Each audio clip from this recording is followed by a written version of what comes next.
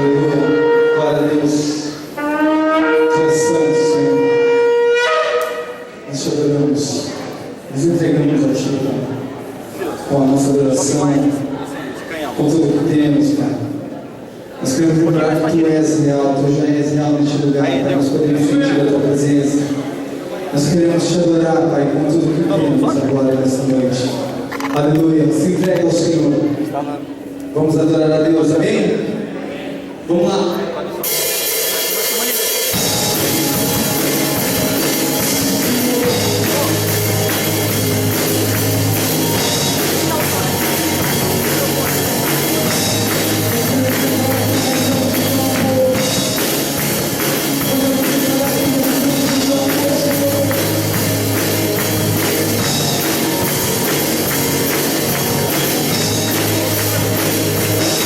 It's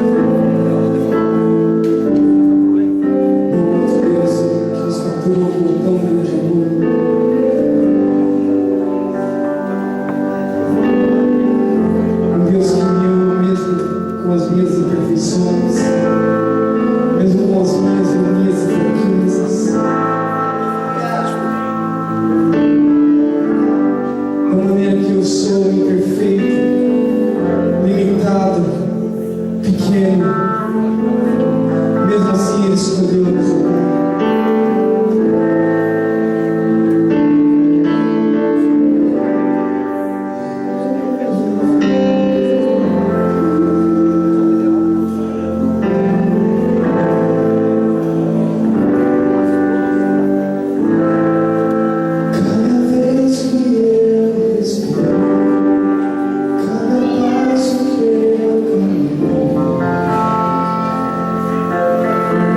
Você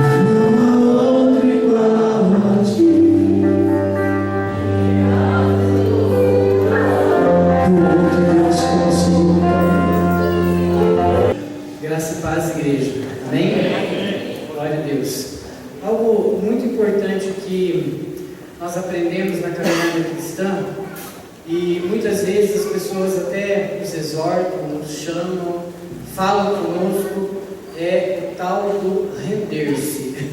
Eu quis usar o tal do render-se, porque eu acho que é uma das coisas mais difíceis que nós cristãos enfrentamos na nossa caminhada. Saber e se render ao Senhor.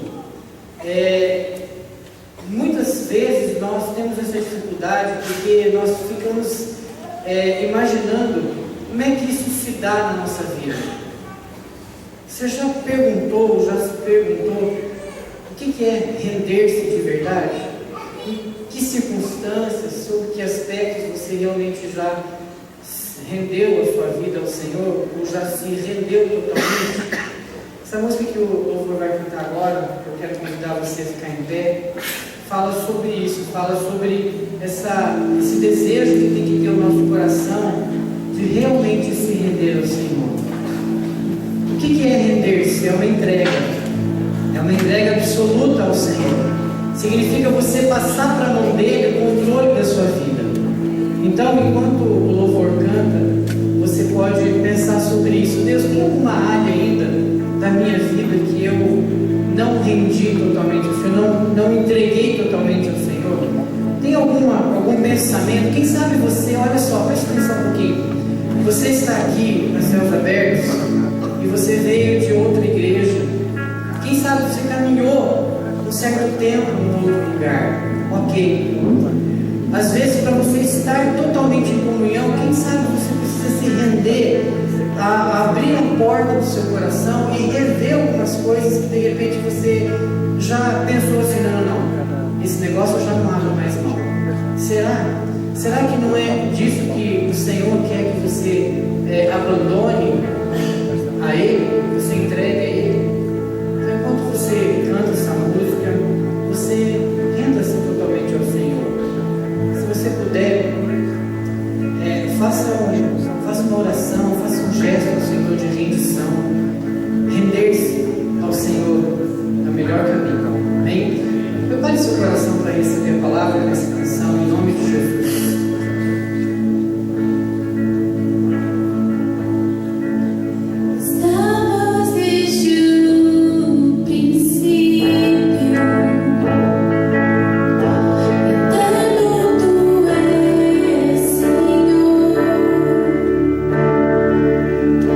Criaste do nada, terra,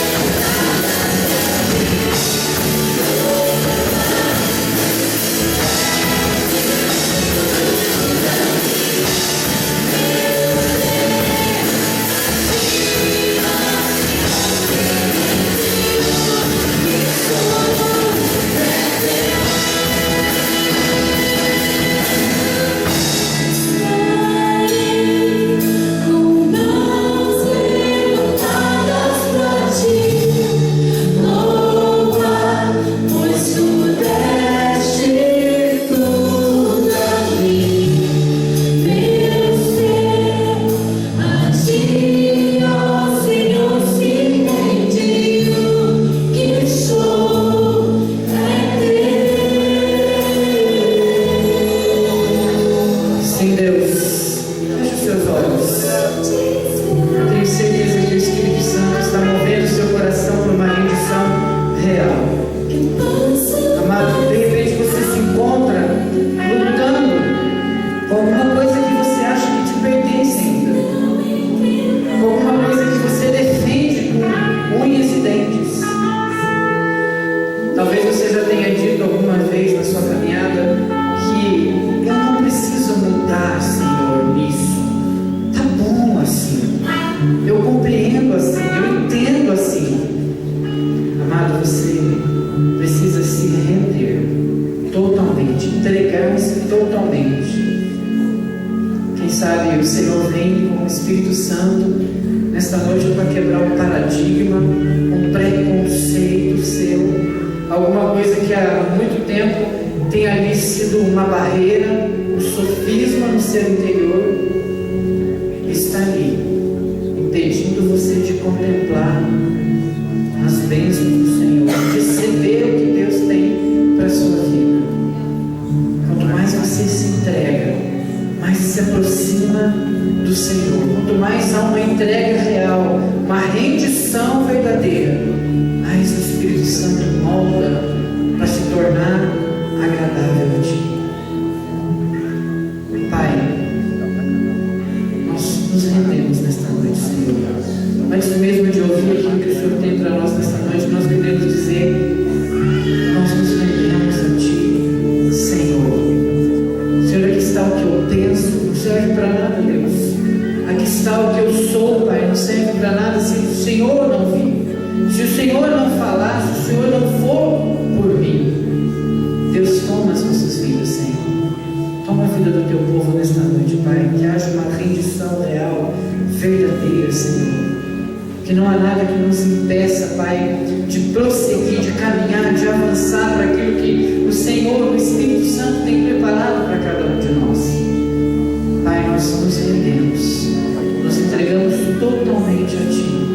E fazemos isso, Pai, fazemos essa escolha de nos entregar todos os dias, Pai, no nome santo, maravilhoso e precioso do nosso amado, o amado de nossas almas, aquele que se rendeu primeiro, que se entregou primeiro por amor de nós, obedecendo ao Pai, nosso Senhor e Salvador, Jesus Cristo. Amém e amém. Vamos aplaudir o Senhor. Louvado seja o teu nome, Senhor. Louvado seja o teu nome. Aleluia. Glória a Deus. A igreja pode se sentar. Quero saudar quem nos ouve pela internet, quem nos vê pela internet. Que Deus abençoe a sua vida. Você também, recebendo essa ministração no teu coração, se renda totalmente ao Senhor. Amados, há 4 domingos atrás, eu vim com esse propósito aqui hoje, de fazer um feedback. Não totalmente, mas pelo menos é um desafio de um feedback. Há 4 semanas atrás, nós tivemos uma ministração falando sobre uma fonte turva. No domingo seguinte, o pastor Júlio trabalhou aqui o que precisa mudar em minha vida. No depois, ele trabalhou o desafio de permanecer. E semana passada, eu sei que você deve se lembrar, com certeza, o jardim fechado. E eu estava analisando essas 4 palavras, estava conversando com o Senhor e pensei: Deus, como é interessante aquilo que o Senhor tem falado para nós como igreja.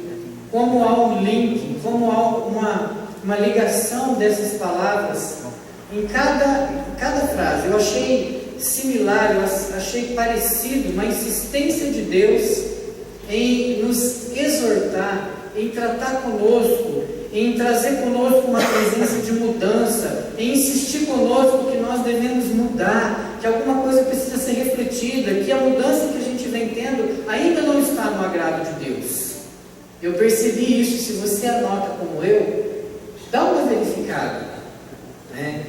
Um pregador famoso disse uma vez o seguinte, desafiando na área de pregação, os seus pupilos estudavam o seguinte: olha, se você pregar o mesmo sermão depois de 2 meses, mudar só o nome da palavra, as pessoas vão te abraçar no final do culto e vão dizer, nossa, que palavra! Porque as pessoas esquecem do que foi pregado. Então eu estou te lembrando, meu amado, são alimento precioso da parte de Deus que nós temos recebido aqui. Então você precisa rever. E 2 perguntas você deve fazer quando você ouve uma palavra. 2 perguntas muito simples. O pessoal do meu grupo familiar sabe disso. Podia até fazer eles levantarem aqui, pagar um mico e falar para eles o seguinte: quais são as 2 perguntas? Eu não vou fazer isso porque eu não combinei isso com eles. Mas as 2 perguntas que a gente faz acerca da palavra de domingo à noite são essas: o que mais te chamou a sua atenção e o que você vai fazer para mudar a sua vida? O que isso que você ouviu vai mudar, vai ocasionar, vai trazer uma mudança, uma transformação. E qual é a sua parte nisso? Qual é o seu envolvimento nisso?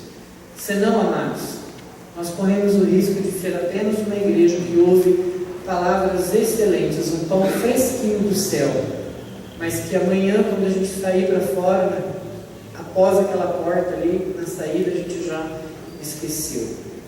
Então, leve isso para o seu coração. Também eu quero convidar você a abrir a palavra de Deus na primeira carta de Paulo aos irmãos em Tessalonicenses, 1 Tessalonicenses, capítulo 2, versículo 10. E eu creio que essa também vai ser uma continuação de alguma coisa que o Senhor quer fazer, quer mudar intensamente nas nossas vidas. Amém? Primeira carta de Paulo aos Tessalonicenses, capítulo 2, versículo 10.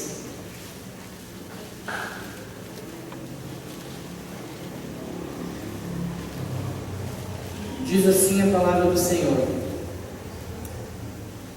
Vós e Deus sois testemunhas do modo porque piedosa, justa e irrepreensivelmente procedemos em relação a vós outros que credes. Vou repetir. Lá no nosso multimídia ali nós temos a seguinte versão. NVI é um pouquinho diferente, mas é igual ao mesmo tempo. Tanto vocês, vós e Deus, obrigado. Vós e Deus sois testemunhas de quão santa e irrepreensivelmente nos portamos para convosco que credes. Essa é uma afirmação muito forte para ser feita. Você já pensou chamar a Deus de testemunha sobre o quão santo é o seu caminhar? Você já imaginou chamar a Deus, além de outras pessoas, mas também chamar a Deus para olhar para você, para ser testemunha, para testificar de quão santo e quão irrepreensível somos nós, ou como nós temos nos portado diante de outras pessoas, ou principalmente ali no texto daqueles que creem também. Os maiores contra-testemunhos não se dão para aqueles que não conhecem o Senhor, mas se dão entre nós. E aqui existe um ensino, um segredo, algo tremendo da parte de Deus, de chamar o Senhor, de ser alguém que é firme no caminhar, alguém que é firme no proceder. Fala de procedimento, andar de modo justo e irrepreensível. Logo em seguida aparece a palavra procedemos, ou seja, vem de procedimento. Procedimento fala de regras. É como que nós, de repente, trabalhamos numa empresa, você trabalha lá na sua empresa e tem um procedimento a seguir, tem uma regra a seguir, mas daí de repente você não segue a regra, você não segue um procedimento. Isso vem a trazer dificuldade, vem a trazer complicações. Você tem a sua vida cristã e você tem a palavra de Deus que é cheia de procedimento. É aviso? Obrigado. Deixa eu parar aqui. Aqui tem um procedimento, eu vou cumprir ele agora. Amém? Amados, em nenhum momento nós avisamos aqui que o seminário de Pro Libertação seria no tempo antigo, então estou avisando agora, obrigado, gente. O seminário não vai ser aqui, vai ser lá no antigo templo, na rua Macucos 90, é isso? Na Eba Shalom, ok? Obrigado, irmãos, obrigado aí quem lembrou. Então esse é um procedimento, né? Eu preciso cumprir o procedimento para que tudo que venha na sequência funcione. Então você tem a sua vida cristã, você caminha com o Senhor, você obedece o Senhor, você ouve a palavra dele, você recebe uma ministração especial de Deus. Como que você tem cumprido esse procedimento?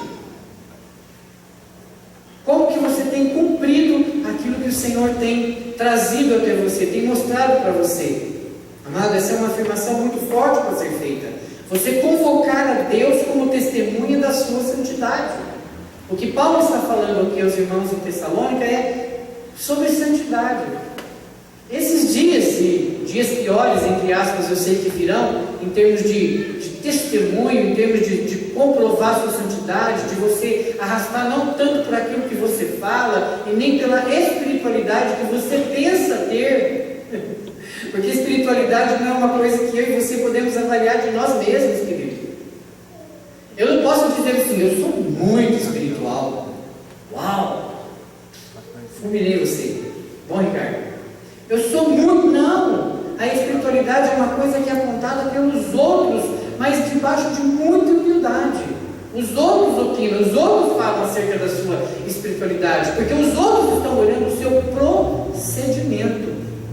Os outros estão olhando a maneira como você se conduz, a maneira como você se comporta, estão olhando as suas atitudes, e o seu exemplo de santidade funciona muito mais do que o tanto que você fala.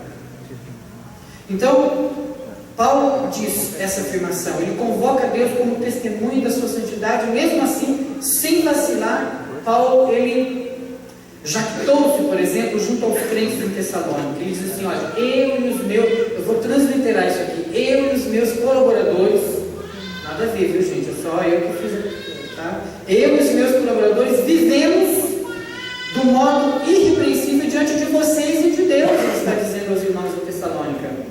A minha conduta, a nossa conduta foi reta e pura, ele está dizendo. Então olhe para nós, ele diz assim, sabe, Deus é testemunha do nosso procedimento santo, mas vocês também são testemunhas. Sabe o que mais? Paulo está dizendo para os irmãos em Tessalônica, vocês viram que andamos de maneira santa e irrepreensível diante de Deus e dos homens. Amados, todos sabemos que Paulo era um pregador eficiente, e ele conhecia o segredo de sua eficiência em levar pessoas a Deus. Ele podia se apresentar ousadamente diante de todo ser vivente, Paulo podia se apresentar ousadamente diante de toda a potestade e testificar assim, eu vivo diariamente sob o olhar terno e justo do nosso Deus. Aí difícil não perguntar, Senhor, eu posso ficar debaixo do seu olhar terno, mas justo, de maneira irrepreensível? Paulo podia dizer assim, olha, eu ando sempre como se os olhos do Senhor, santos olhos de Deus, estivessem sobre mim. E ele dizendo aos Tessalônicos, ele podia dizer ainda, e todos vocês são testemunhas da minha vida irrepreensível. Amados, o apóstolo Paulo desejava que todo crente tivesse o mesmo poder que ele tinha em levar pessoas a Deus. E ele orava dia e noite, lá em 1 Tessalonicenses 3,13, ele ora assim, a fim de que seja o vosso coração confirmado em santidade. Ele mesmo dava o exemplo e ele mesmo orava, a fim de que o vosso coração seja confirmado em santidade, isento de culpa, na presença do nosso Deus, na vinda de nosso Senhor Jesus, como em todos os santos. Paulo intercede, ele dá o exemplo, ele intercede. Então, amados, eu quero compartilhar essa palavra no seu coração nesta noite, aquilo que Deus falou para mim, para que aquilo que Deus também ministrou no coração de Paulo, e ele ministra a igreja de Tessalônica, de uma vida irrepreensível e do poder que uma vida desse tipo libera. Não existe nenhum outro jeito. Esse tipo de vida libera um poder diferente, libera algo diferente para nós. Esse poder, ele é presente aqui agora, mas Ele também vai nos fazer avançar para os dias vindouros, quando não teremos mais um papel que testifica um texto. Não teremos mais a Bíblia às nossas mãos, teremos só o nosso exemplo, a nossa vida, e a nossa vida vai levar pessoas para o céu, ou vai levar pessoas para o inferno. Assim como Paulo fala em Coríntios, que nós somos o bom perfume de Cristo, uns para a vida e outros para a morte. Amados, queira ou não, deixa eu te dizer uma coisa, se você passou desodorante ou não, hoje para vir para cá, eu não sei, não importa, eu passei, mas vou dizer uma coisa para você. Você já cheira alguma coisa. Você pode ser um bom perfume ou um cheiro ruim. E isso é uma coisa que você decide. Então eu quero compartilhar com você um procedimento santo. Esse título, procedimento santo. Ter um viver irrepreensível. E no primeiro ponto aqui, Paulo explica claramente o que é uma vida irrepreensível. Então, o procedimento que se exige de um crente santo, justo e irrepreensível, segundo Paulo, em primeiro lugar ser irrepreensível é não possuir nenhum tipo de engano. Nenhum tipo de engano.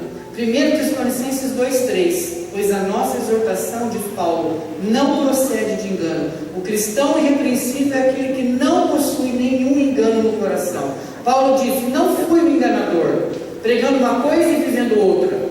É o que ele está dizendo na carta. O meu procedimento foi um livro aberto. Vocês me conhecem. Eu não sou um aqui na igreja e outro lá na empresa. Eu não sou um aqui na igreja e outro lá na escola. Eu não sou um aqui na igreja e outro lá em qualquer outro lugar. Eu sou um mesmo. Paulo está falando disso. Ele avisou os coríntios também, lá em 2 Coríntios 11:13, de que certos homens viriam declarando serem apóstolos. Ele disse assim: eles se vangloriam de serem como eu, sem culpa, dizem: sou apóstolo designado por Deus. Aí Paulo diz: mas tais são falsos apóstolos, obreiros fraudulentos, transformando-se em apóstolos de Cristo. Paulo diz: não se consegue falsificar um caminhar irrepreensível, amados. Não se consegue falsificar um caminhar irrepreensível, santo. Você pode imitar, mas não pode falsificar. Você pode ver alguém e falar: puxa, eu gostaria de ser aquela pessoa, então eu vou orar na mesma entonação de voz que essa pessoa ora. Eu vou fazer determinadas coisas que essa pessoa faz. Não se consegue ser como aquela pessoa, porque, como eu disse, a espiritualidade é uma coisa inerente da sua busca. Quanto mais você busca, mais espiritual você é. Mas não é algo que você pode observar, é observado no seu procedimento, na maneira como você age. Então, segunda coisa, o que é uma vida irrepreensível? Primeiro, é não possuir nenhum tipo de engano. Segundo, ser irrepreensível é não tocar qualquer coisa impura. Paulo diz em 1 Tessalonicenses, ainda versículo 3, capítulo 2: a nossa exortação não procede de impureza. Não tinha nada maquiavélico, não tinha nenhuma intenção ruim no coração de Paulo, quando ele trouxe essa palavra para a igreja em Tessalônica.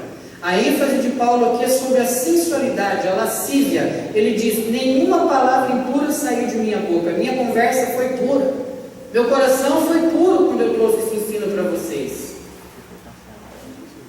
É isso que Paulo está falando. Paulo tinha seu corpo sob controle. Paulo não tinha nenhuma paixão carnal aflorando. Nada o impulsionava. Nenhum espírito de cobiça, de fornicação possuía sua mente. Então, ele era um homem livre. Amados, aqui a gente pode viajar muito e falar de procedimento, porque pureza está relacionada com uma vasta questão de procedimento. Vasta questão.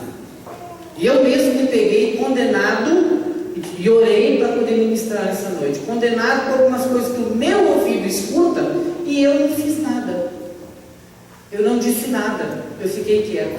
Então alguma coisa de impuro entrou em mim, porque eu ouvi e não falei nada. Pelo menos repreendeu o que eu ouvi, eu deveria ter feito. E Paulo diz, e o texto diz: a minha exortação não procede de impureza. Paulo diz, a nossa exortação não procede de impureza, ou seja, não tinha nada escondido por dentro dele. As suas mãos e o seu coração eram puros.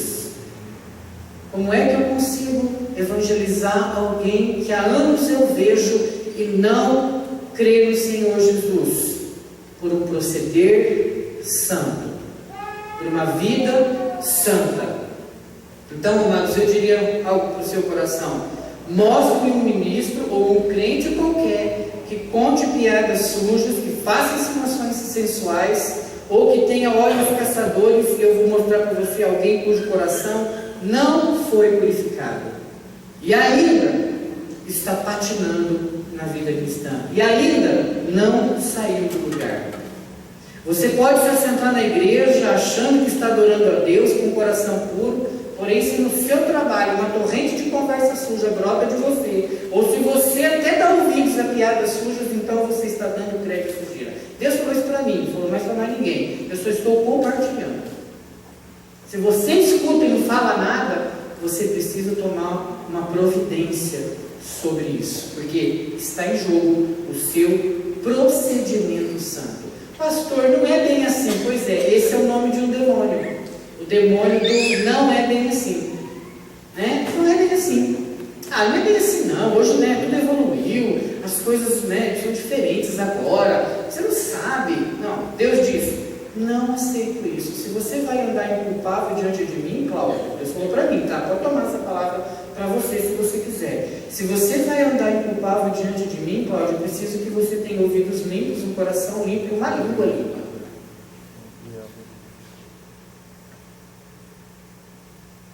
Eu esperava esse silêncio, queridos, porque isso detona que vocês estão me ouvindo. Amados, a gente precisa mudar o nosso procedimento. Você tem olhado para o seu procedimento e pensado: meu Deus, o que está faltando? Então, por que eu fiz uma retrospectiva das palavras que nós temos recebido? Amados, eu não sei quanto a vocês, mas eu saio daqui no domingo à noite tipo esquartejado. É como se o Júlio não sabe disso, né? Eu sei que ele está nos ouvindo, então vou falar bem baixinho para ele não nos ouvir, mas é como se ele levantasse pelo poder do Espírito Santo a pele da gente, pegasse o bisturi e cortasse assim embaixo, e fosse cortando e tirando a pele. Não sei, eu me sinto assim às vezes, eu saio daqui, não sei nem o endereço de casa. Por quê? Porque Deus tem pressa em fazer alguma coisa com este lugar, com esta igreja, com este povo. Mas só vai ser possível quando eu e você mudar o procedimento e você abandonar-se, render-se aos pés do Senhor e dizer: Deus, chega. Eu nem quero fazer estatística, mas não, vou fazer. Vou fazer. Amados, quantos apelos você já aceitou esse ano de transformação e mudança? Não erga a mão, não faça assim, não faça assim, não faça assim, não faça assim. Quantos? Eu estava fazendo uma apanhada e pensando assim: Jesus, eu já aceitei alguns apelos desses, hein? Aí eu vou olhar lá, vamos fazer uma retrospectiva, Cláudio, o que mudou de verdade? Deus, ainda estou lidando com esse negócio. Esse negócio está de frente comigo, está me confrontando os capítulos do inferno. E eu ainda não venci esse negócio. Por quê? Procedimento. Eu sei o que eu tenho que fazer, mas eu não faço. Ainda, o que é ser irrepreensível? É não ter dolo. Versículo 3 ainda de 1 Tessalonicenses 2 diz: a nossa exortação não se baseia em dolo. O cristão sem dolo não é malandro, astucioso ou manipulador. Não possui pecado oculto, atividades ocultas. Ele é totalmente honesto e aberto. Então não possui dolo. Contudo, a igreja de hoje está cheia de manipuladores. A igreja geral, tanto no púlpito quanto nos bancos. Essas pessoas trabalham para que as coisas sejam feitas à sua maneira, não através do poder e da orientação do Espírito Santo, mas através de esperteza da mente. E às vezes nós, como cristãos, somos tão espertinhos. Queria que você prestasse atenção, e se você puder, escreva a maneira como você ora. Se você for bem esperto agora, eu sei que você é, porque o Senhor nos deu uma inteligência espiritual, além da emocional. Quando você ora, perceba como é que você discorre na oração. Você vai ficar surpreso disso. Se você não quer ficar muito triste com você mesmo, não faça isso. Mas se você quiser ser ruimzão com você, faça isso. Anota como você ora. O que mais você pede? Ou melhor, você só pede? O que mais você fala com o Senhor? Como é que você fala? Quando você ora por alguém da igreja. Se é que você ora. Se você não for muito egoísta e orar só por você. E se você não quiser só receber, porque o Jean falou um pouco sobre isso na abertura hoje. Se é que você se importa de verdade. Perceba isso, escreva. Eu tive a curiosidade de escrever como é que eu oro. Eu fiquei escandalizado. Tive vontade de comer o caderno. Eu falei, Deus, eu estou errando nisso. Minhas orações estão sem endereço. Sem endereço. Verdade, gente, não tem vergonha de falar. Deus já acabou comigo mesmo. Vocês são fichinhos se quiser acabar comigo. Amados, minha oração é sem endereço. Sabe o que significa isso? Eu não sei para que eu estou dirigindo as minhas orações. Eu estou falando lá um negócio e estou achando que está lindo. Eu começo amarrando, depois soltando, depois, sabe? Vamos uniformizar as nossas orações, tendo o endereço certo. Começando orando em nome de Jesus. Né? Uma coisa básica assim, nossa, o pastor faz isso, mas às vezes eu acerto. Mas a gente erra às vezes, porque a gente está tão focado naquilo que a gente quer, que Deus faça só porque a gente não quer perder, não quer queimar o nosso filme, né? Ou então tem um pedido para Deus que é urgente, porque os nossos pedidos para o Senhor são sempre muito urgentes, e a gente não se atém para aquilo que a gente ora, para a maneira como nós estamos orando. Então a gente tem uma esperteza da mente, né? Deus, dá um jeitinho nesse negócio. Deus, você tem que fazer. Nossa, escuta algumas orações, eu já falei para vocês isso. Alguém veio me questionar, né? E eu falo para você que me questionou, ele está aqui, ele me conhece. Eu falo, olha, eu não falo amém. Eu sou bem crítico. Se eu ouvir uma oração e tiver um negocinho que eu não concordo, não falo amém. O que é o amém? Senhor, faça isso mesmo que o cara está orando lá. Negativo. Se o senhor fizer, Deus, eu estou com uma coisa, eu não concordei. Mais ou menos assim. Amados, Paulo disse, eu não manipulei vocês para levá-los ao reino, não usei palavras de esperteza e nem fiquei tentando mexer com as suas emoções, eu só dei um evangelho claro, puro, genuíno, límpido. Paulo nunca fez jogo de palavras, nunca usou psicologia para fazer com que as pessoas gostassem dele. Dá para imaginar o apóstolo Paulo andando no meio da congregação, abraçando as pessoas, passando um sorriso forçado, procurando ser admirado e aceito? Nunca, do jeito que Paulo era, nunca. E ainda mais, no versículo 5 e 6 ele diz assim, eu gosto dessa linguagem de Paulo, nunca usando de linguagem de bajulação. Nunca usando de linguagem de bajulação. Eu estava vendo o significado disso, até escrevi um pouco sobre isso há algum tempo, no ano passado, sobre o que é bajulação. Bajulação é o seguinte, quando você chega em casa, você que tem um cachorrinho, e ele chega e fica abanando o rabinho, aquilo lá é bajulação. Isso é bajulação. Gente, é verdade. E quem descobriu todo esse aparato do que é bajulação foi um cara em 1640. Nossa, já existia gente que bajulava uns aos outros naquela época. Então não é nada novo, é tudo velho.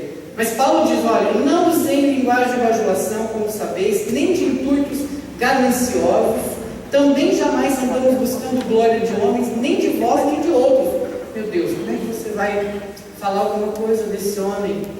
Ele tinha um procedimento santo, reto.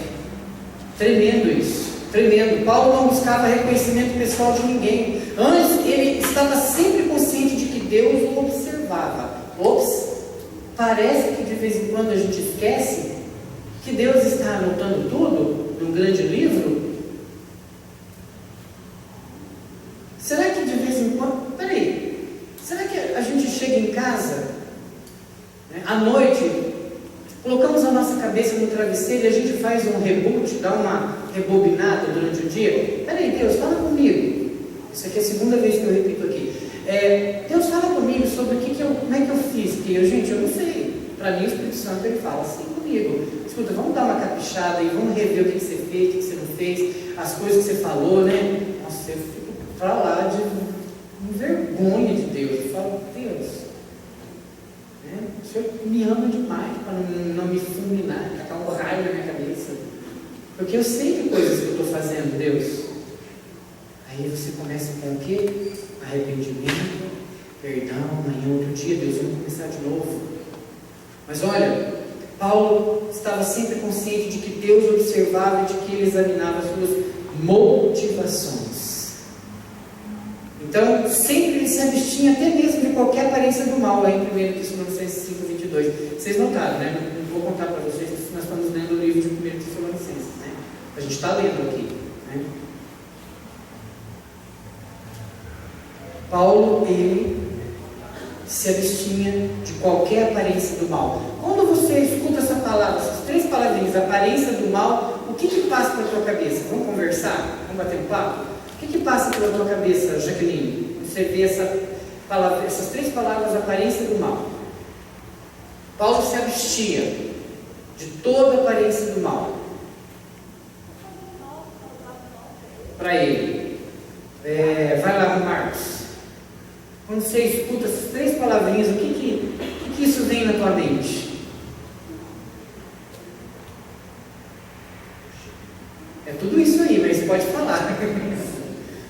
Faz mal para mim, não é agradável a Deus. Ou então que vamos pegar uma coisinha bem básica. Eu sei que algumas pessoas pensaram, eu escutei gritando isso aqui, hein? É mais ou menos isso aí. Mas Ricardo, você gritou um negócio agora que eu ouvi. O que você pensou sobre se abster da aparência do mal?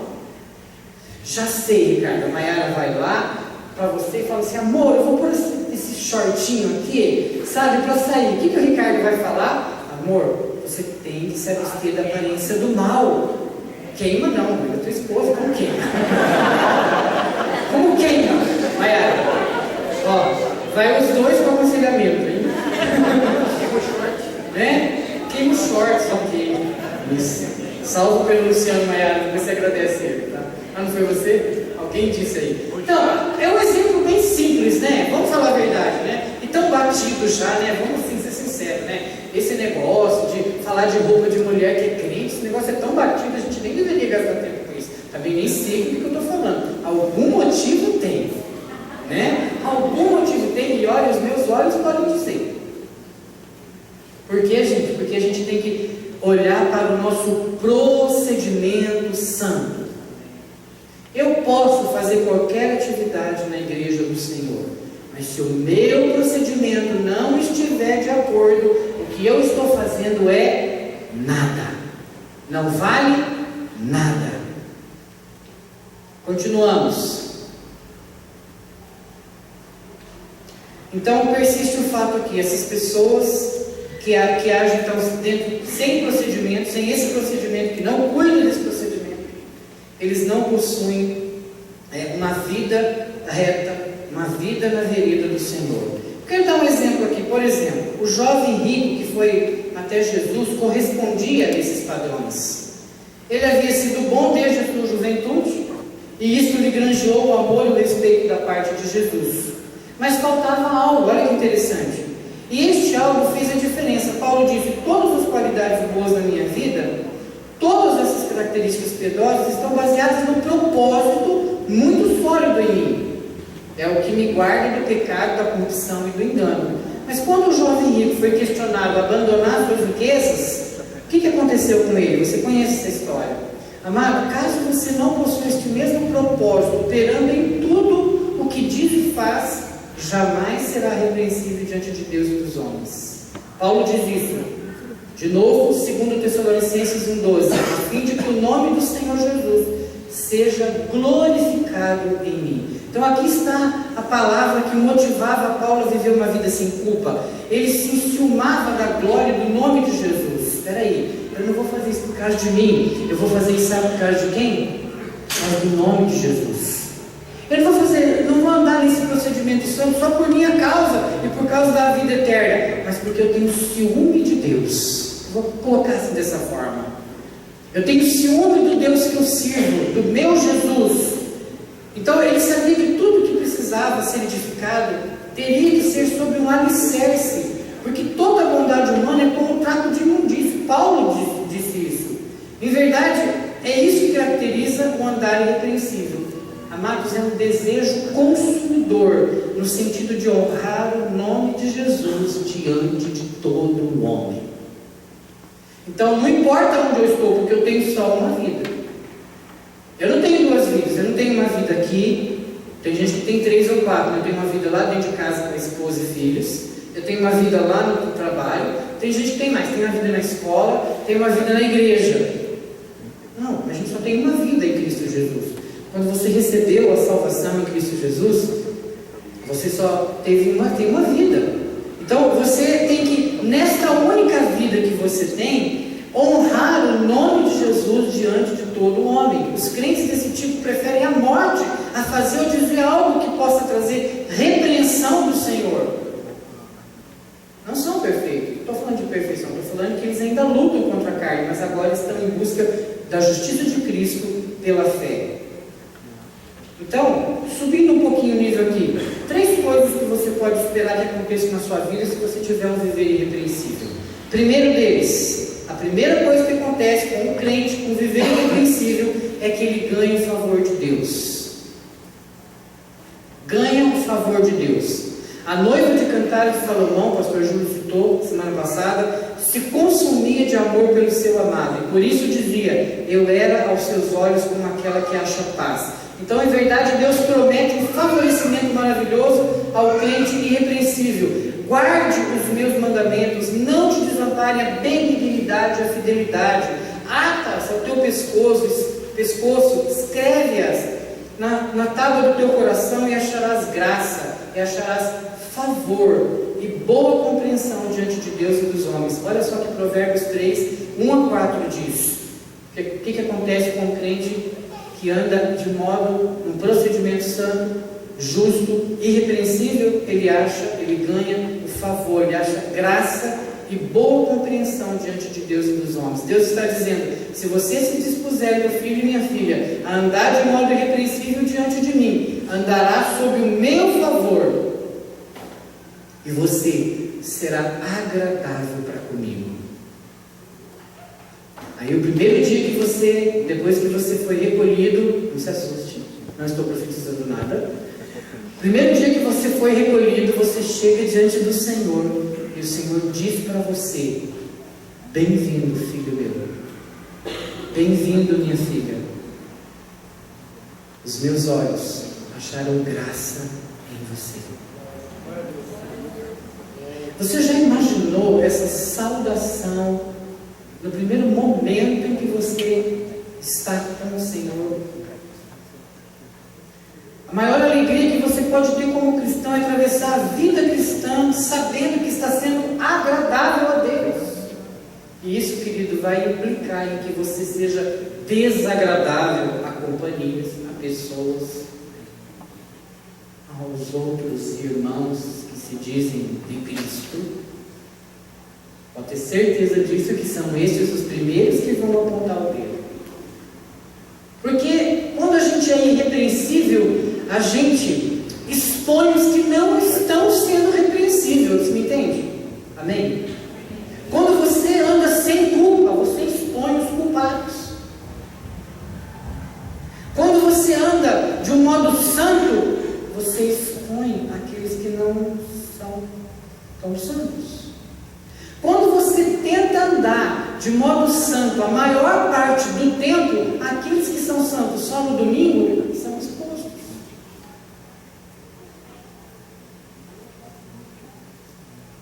O Senhor não vai precisar esconder a sua face de você, nem derramar lágrimas por sua causa, porque você não traz vergonha e nem descrédito ao nome dele.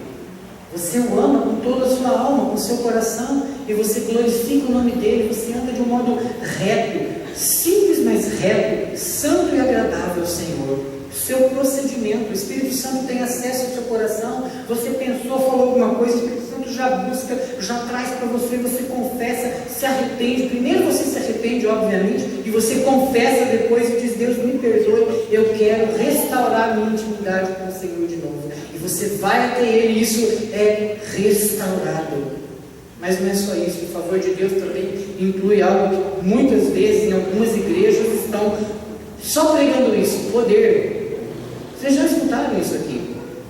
O favor de Deus também inclui poder. Paulo diz: porque o nosso Evangelho não chegou até vós tão somente em palavra, mas sobretudo em poder, no Espírito Santo e em plena convicção. Também 1 Tessalonicenses 1:5. O favor de Deus, amados, traz o poder do Espírito Santo para tudo que você diz e faz. É como se o Espírito Santo, depois que quando você tem, olha aqui para mim, quando você tem o poder, quando você anda de modo santo e agradável a Deus, quando você anda de um modo irrepreensível, o Espírito Santo vem e carimba poder na sua vida. O Espírito Santo vem e legitima poder na sua vida.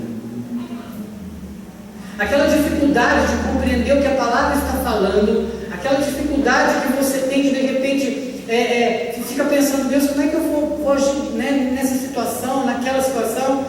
Poder sobre a sua vida. O Espírito Santo vem e carimba poder sobre você. Você vai sair dessa situação rapidamente. Você vai ter uma saída do Espírito Santo, legal do Espírito Santo. Não é nada armado pela sua mente, pelo seu coração enganoso, pelo nosso coração enganoso. É algo legal da parte de Deus.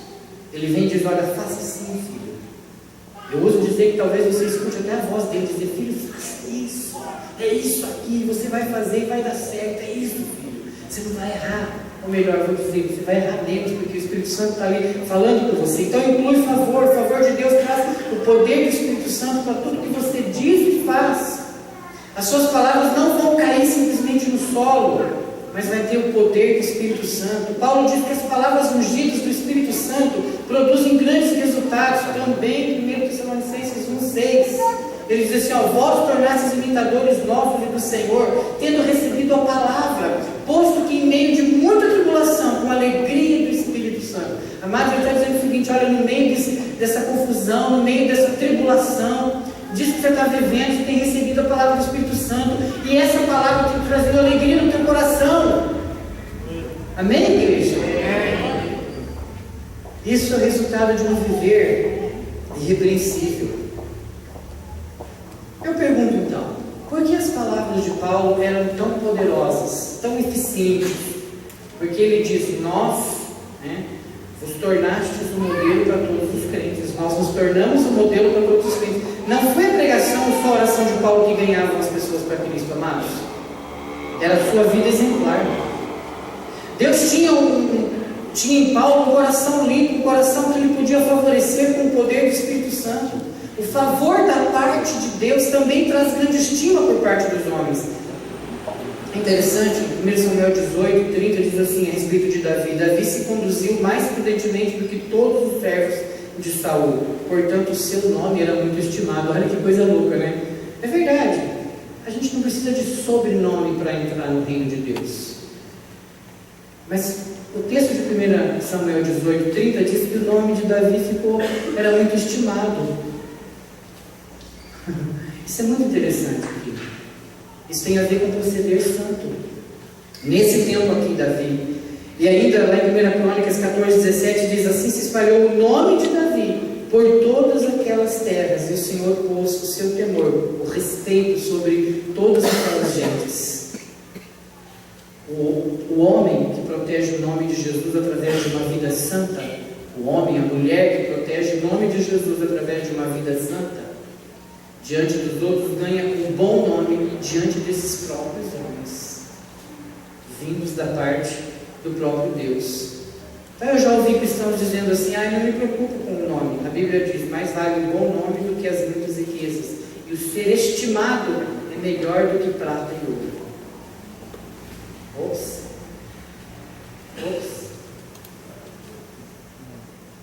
Então uma boa reputação é uma moeda a ser gasta para a glória de Deus. A boa reputação não tem nada a ver com dívidas, tem a ver com vida santa. Essa boa reputação. Então a boa reputação é uma moeda gasta a ser gasta para a glória de Deus. Então para que eu tenho que cuidar com a minha santidade? Para que eu tenho que levar uma vida santa? Para a glória de Deus.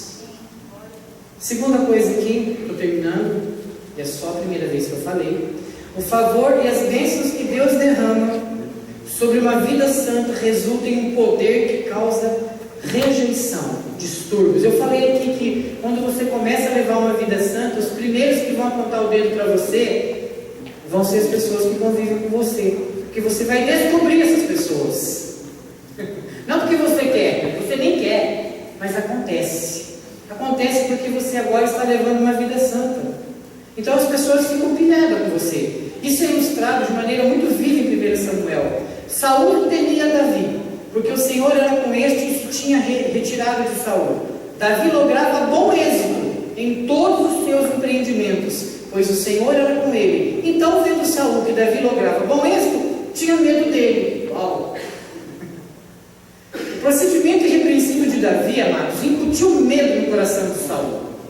Toda vez que Saul estava perto de Davi, ele se lembrava do tempo em que gozava do favor de Deus e de autoestima dos homens. Isso devia deixar ele bem louco, de raiva.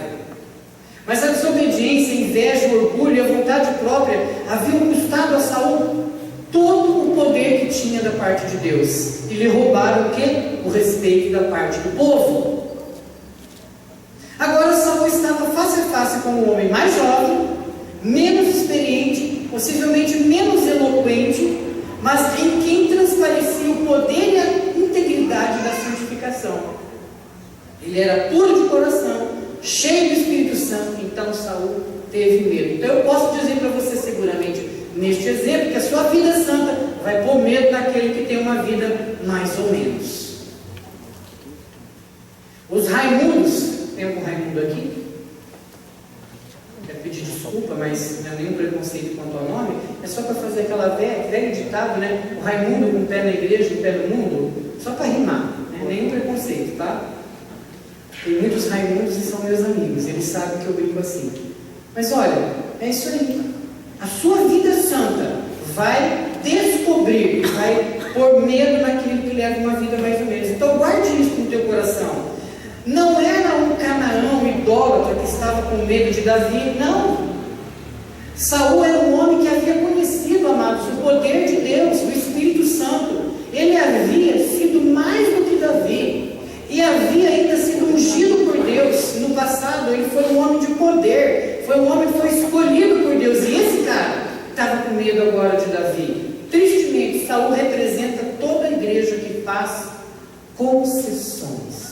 Aqui a gente tem que parar um pouco. O que pilha, o que detona a tua vida santa é as concessões que você faz. Aquilo que Deus alertou o meu coração. Cláudio, você escuta, você não faz nada. Você também nem sai do ambiente, Cláudio. Você fica lá ouvindo. Ah, peraí, você dá risada também.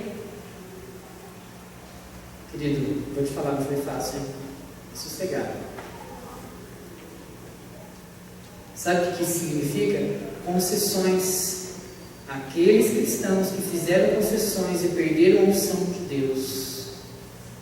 Aí você fala assim, não, eu tenho fogo do Espírito Santo, eu quero evangelizar, eu quero servir o Senhor, eu quero atuar neste ministério, eu quero fazer isso, eu quero fazer aquele outro. E sabe o que acontece? Não funciona, não vai para frente, não avança. Por quê? Concessões. É um tipo de crente que já foi cheio do Espírito Santo, batizado, esteve em chamas para Deus. Mas a desobediência, o orgulho, a luxúria, roubaram tudo que ele, no passado, conhecia de Deus. Então, Davi estava simplesmente vivendo uma vida limpa, ok? E Deus derramava o seu favor sobre ele. Olha um relato. Todo Israel e Judá amavam Davi, porque fazia saídas e entradas militares diante deles. Davi andava diante do povo como um defensor do santo nome de Deus. E sabe o que o povo fazia? Melhor, do que eles se lembravam? Lembravam do grito de guerra de Davi quando ele matou Golias. Qual é? vou contra ti em nome de Deus, em nome do Senhor. Então, quando o povo olhava para Davi entrando na cidade, o povo lembrava disso. Davi glorificando, exaltando, agradando o nome do seu Deus. E eu pergunto, o que nós temos feito? Não, minha semana é tão cheia que eu não estou pensando nisso. Amados, Saul não queria ficar perto de Davi. A palavra de Deus diz, lá em 1 Samuel 18,13, pelo que Saul afastou de si. Ele ficou tão atormentado, invejoso pela intimidade de Davi para com Deus, que lançou uma lança contra ele. Saul até usou sua própria filha desviada para tentar enganar Davi. Ficou tão obcecado com a ideia de destruir Davi e o seu bom nome, que usou a própria filha. Eu posso dizer que não há nada que dê mais medo num cristão que faz concessões do que uma vida irrepreensível. Nada. Agora eu preciso me tocar.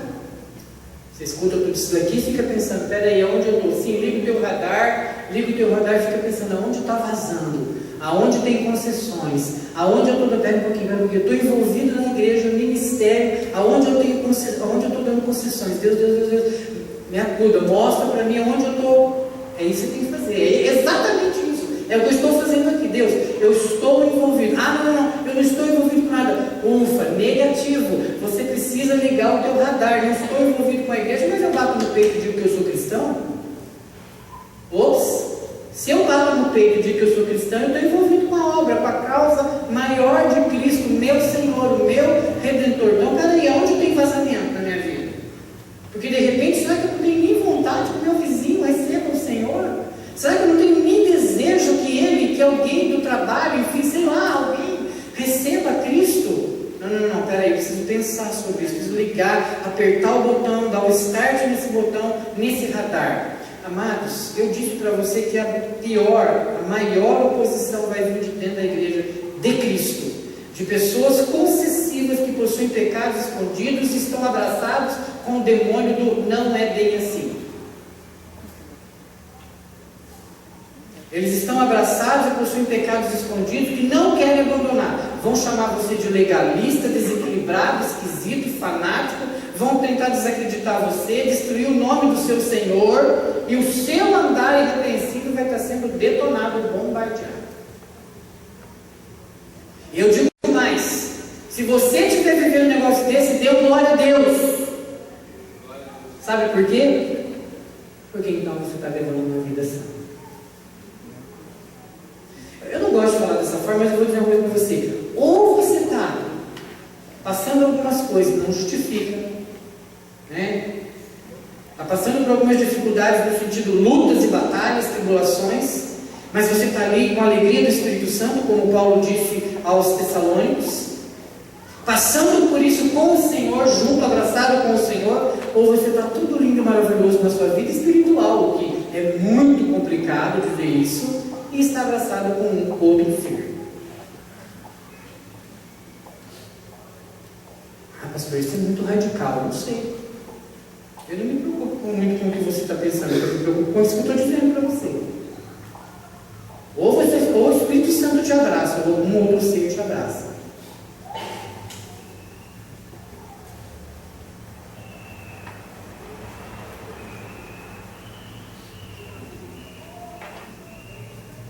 Paulo experimentou esse tipo de rejeição, amados, devido ao seu andar sem concessões com Deus. Ele escreveu para Timóteo assim: todos os da Ásia me abandonaram. Paulo viveu isso. A gente não está pegando uma vida de alguém que não viveu isso. Da prisão ele escreveu aos Colossenses dizendo que podia dar só 2 ou 3 nomes que eram um conforto para eles. Eu confesso para vocês que quando eu comecei a ler esse texto de Paulo de novo, eu falei: Jesus, como a gente não enxerga as coisas, né? Como a gente não enxerga? Lá em Colossenses 4:11 ele diz: os quais são os únicos que cooperam comigo pelo reino de Deus. Eles têm sido meu lenitivo. E em outra carta para Timóteo ele escreveu: ninguém foi ao meu favor. Eu fiquei vendo Paulo falando para Timóteo: ninguém foi ao meu favor, todos me abandonaram. 2 Timóteo 4,16. Eu lhe pergunto: você quer Você está preparado para pagar esse tipo de preço para ter o favor e o poder de Deus na sua vida? No entanto, se realmente você escolher viver uma vida irrepreensível, eu vou dizer algo para você: guarde isso, até os ímpios lhe terão respeito e estima. Você não vai ser um amiguinho crente de quem não é crente. Você vai ser buscado, você vai ser incomodado por eles, e você vai sentir a alegria do Espírito Santo em poder orar por eles, ajudá-los a enxergar o Deus que está em você. Por último, então, finalmente Deus favorece o crente irrepreensível com o poder de fazer a coisa certa. Parece tão assim, mas é verdade, é a conclusão aqui.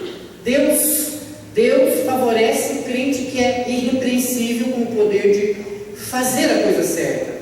É assim que você ingressa no caminhar irrepreensível com o Senhor, passando a viver acima das acusações, passando a viver acima das acusações, sendo santo e inculpável. O Espírito Santo lhe concede aquilo que eu falo isso, dou esse nome, de fazer a coisa certa, sabe? De fazer a coisa certa, de saber o que está fazendo. É um poder irrepreensível. A vida irrepreensível de Paulo levou a capacidade de se concentrar espiritualmente na coisa certa, do jeito que Deus deseja que todos os membros do seu corpo façam. Nessa carta aos Tessalonicenses, Paulo faz uma das declarações mais poderosas de todos os seus escritos. Em 3:8 ele diz: porque agora vivemos, se é que estáis firmados no Senhor. Paulo diz isso: agora nós vivemos, se é que estáis firmados no Senhor. Sabe o que Paulo está dizendo aqui? Ele proclama: eu ganho a minha alegria, eu ganho a minha vida, eu ganho as minhas maiores riquezas e bênçãos ao ver vocês crescendo em Cristo. Houve uma época em que, se me perguntassem a respeito do que eu estava me concentrando espiritualmente, eu teria respondido: tá bom para mim, eu já tenho uma vida real, eu tenho um Senhor, sabe? Olha, eu estou aqui combatendo a perversão, a luxúria, eu não tenho vícios, sabe? Tá bom para mim, eu tenho vencido. Olha, eu tenho vitória em quase todas as áreas da minha vida, com exceção de uma ou duas, mas então tá bom, literalmente, tá bom para mim. Aí Deus falou para mim, enquanto eu falava isso: você é como um aleijado espiritual. Desculpa usar essa palavra, mas é bem assim que o Senhor falou. Você não tem culpa nenhuma em algumas áreas, não tem poder, não está sob o meu agrado, porque você não está vivendo a alegria do Espírito Santo, você está fazendo da tua vida espiritual uma manutenção diária.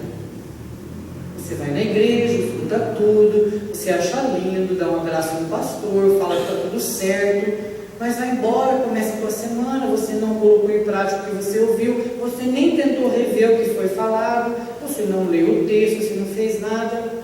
Puxa vida!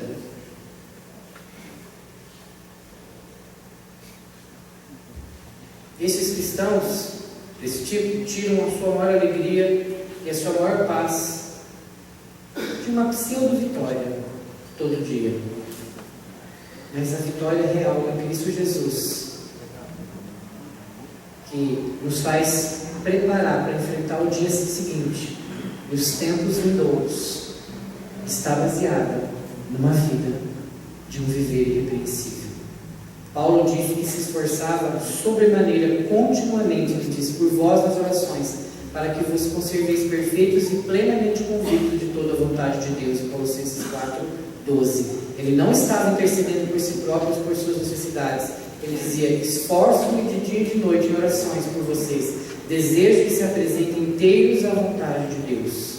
Então, queridos, eu quero concluir da seguinte forma: uma vida santa, uma vida irrepreensível, te leva a olhar para fora, te leva a prestar atenção nos outros. A vida integral é a sua, se você quiser. Se você fizer a escolha de ter uma vida integralmente irrepreensível na presença de Deus, Deus quer que você realmente fique livre para servi-lo e também olhando os outros. Eu não tenho uma vida santa só para mim. Eu tenho uma vida santa, irrepreensível, porque eu preciso olhar os outros. Eu preciso fazer isso, estender a mão para os outros.